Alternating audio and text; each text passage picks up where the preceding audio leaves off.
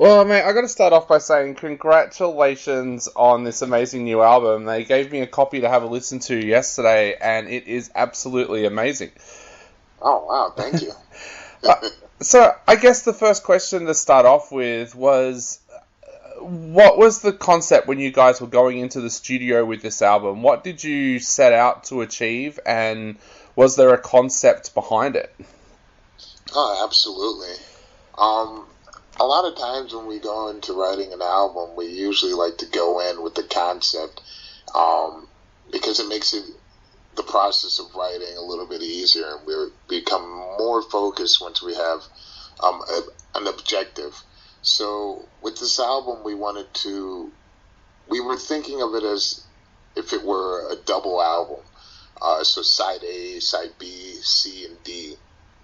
And with each side, we wanted to have the elements, certain elements of Sepultura that existed in the past on each side, specific elements. So the first side being A, the first songs being geared up more towards the thrash elements of Sepultura's past. B side being more of the tribal elements, mixture of that, and uh, and also kind of leading from Machine Messiah.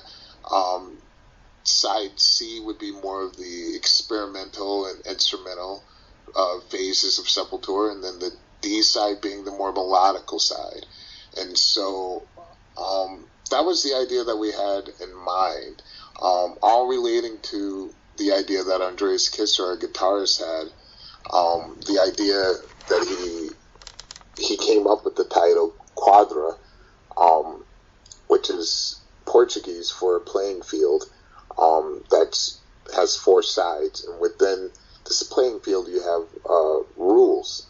And so Quadra is kind of like what each person is born into. You know, it's kind of a metaphor for the certain areas of the world that people are born into, and certain laws that you abide by or don't.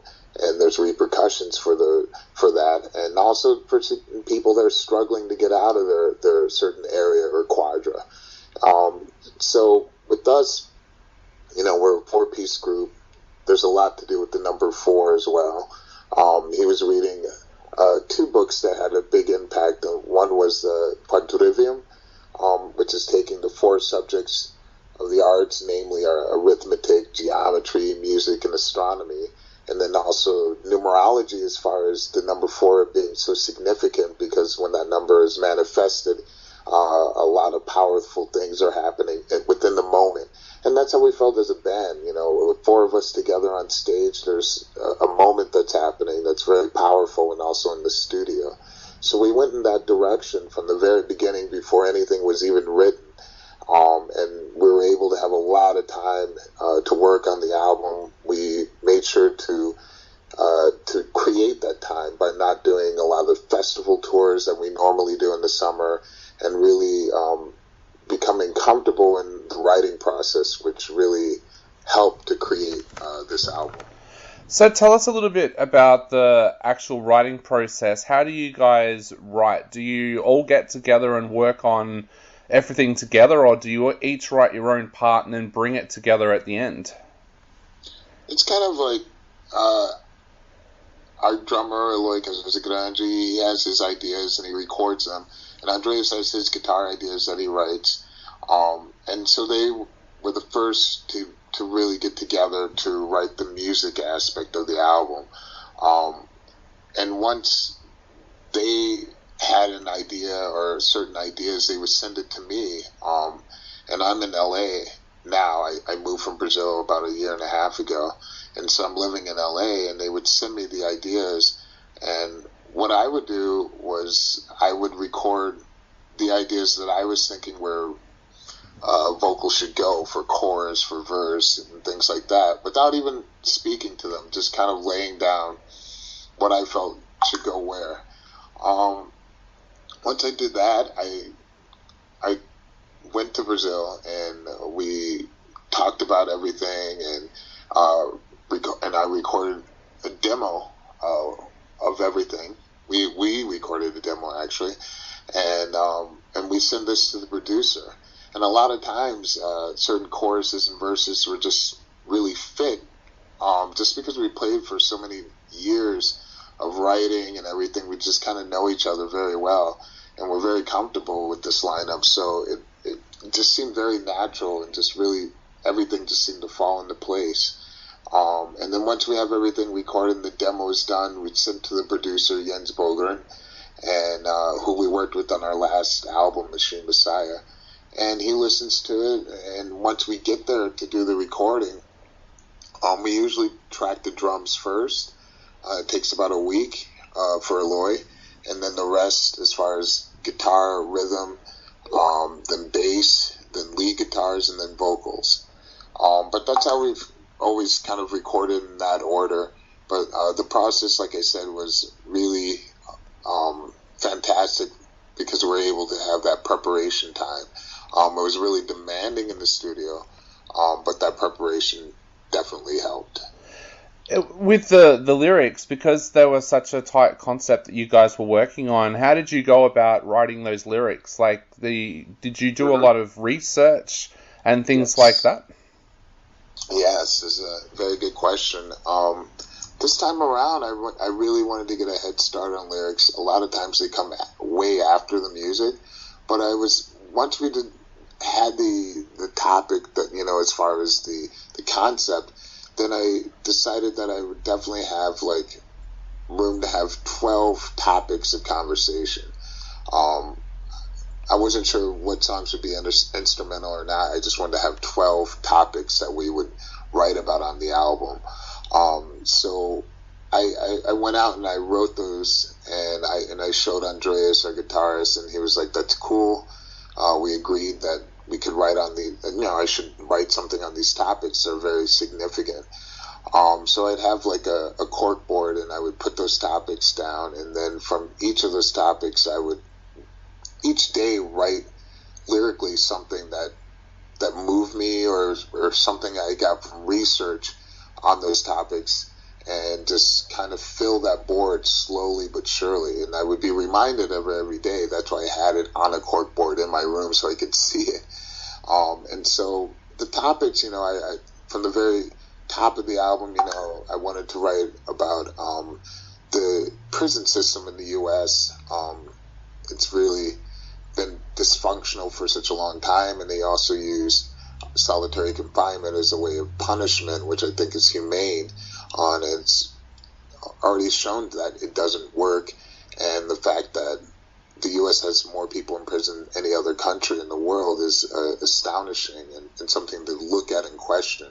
Now, a lot of the topics I wanted to really question, I wanted people to question themselves and question the things that are around them. Another topic some of the topics that I also wrote about were depression, addiction, political manipulation, refugees, the killing of the indigenous people surrounding the Amazon. So these are pretty heavy topics, and I wanted to write these topics because they're very significant about what's going on in our society right now. Yeah. I was actually going to ask that later. The track Isolation, such amazing lyrics on that track. Is that actually about using isolation as a punishment? Yes. I mean, I've always felt that this is something that was completely outrageous, but the fact that human beings are a type of animal that are social animals, and a lot of people end up losing their mind in solitary confinement, and they create a horrible scenario for that prisoner where it's worse when they get out. So I think it's a method that needs to stop, because it actually creates something worse than that's already existing. Yeah. And so powerful for what's happening here in Australia at the moment. I don't know if you've heard, but they're bringing back the 600 Australians who are in China at the moment with this pandemic, and decided that instead of putting them in a hospital, they're going to put them in a detention center. So, yeah, really powerful song for what's happening here at the moment. So, yeah. Oh my. I know, it's just, we heard it on the news and just shook our heads. We're like, that's a detention center. That's not a medical facility. But, yeah, for some reason they've decided that's okay. Oh man, oh god. Yeah. Bringing it back to the album, the four parts of the album, they fit together so well and the album flows, but was there ever a concern for you guys that it would feel like a jigsaw piece a little bit because of those four sections, and how did you make sure that it did actually flow? I don't know, it's a miracle. I mean, it's kind of funny thinking back, because I think we're just so excited about the songs that it never really occurred to us that it wouldn't fit. But we were already, in our heads, we're already figuring out from certain riffs, like what song would go next, the tracking order, just from the intensity of the songs. So we really were, measuring it almost like a roller coaster ride. It's like, oh, it should definitely lead into this. And the mood and the feeling were something that we were always thinking about once the actual songs were there. So no, I don't think we really worried about it. I mean, we felt, that each song was very strong and very unique. And if it was too outrageous, then certain parts got changed, but it really didn't happen that often. I mean, it was something, like I said, we had so much time to think about it, that, it ended up being able to flow very well. And also with Jens, he has such a great ear, Jens Bogren, the producer. He was able to help in creating, added sound to the album, which made the decision easier for us to have the tracking order. Yeah, that was actually going to be my next question. Jens, you worked with him as well on Machine Messiah.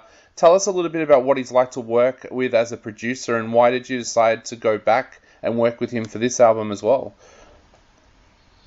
Well, what's great about Jens is that he has a fantastic ear and incredible work ethics. He's very meticulous about what he does and everything that he does.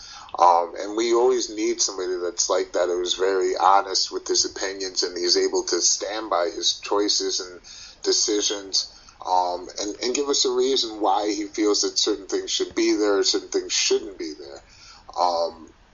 So this was something that we loved from Machine Messiah, and we really felt that we could do more work with the Ends. It was just like, our work isn't done yet with the Ends. So we went back, and he's able to add like great elements to the actual creation of the album that completely makes sense, and he knows the demo from the beginning to the end very well, more than us at times. And so it's almost like he becomes a member. So this is really of the band. So it's really fantastic and refreshing to work with somebody that's so passionate about what they do. So there's numerous reasons why we wanted to work with him again. Yeah. The closing track on the album, the amazing vocals by Emily. Tell us a little bit about Emily, how you guys discovered her, and what she was like to work with on the album as well.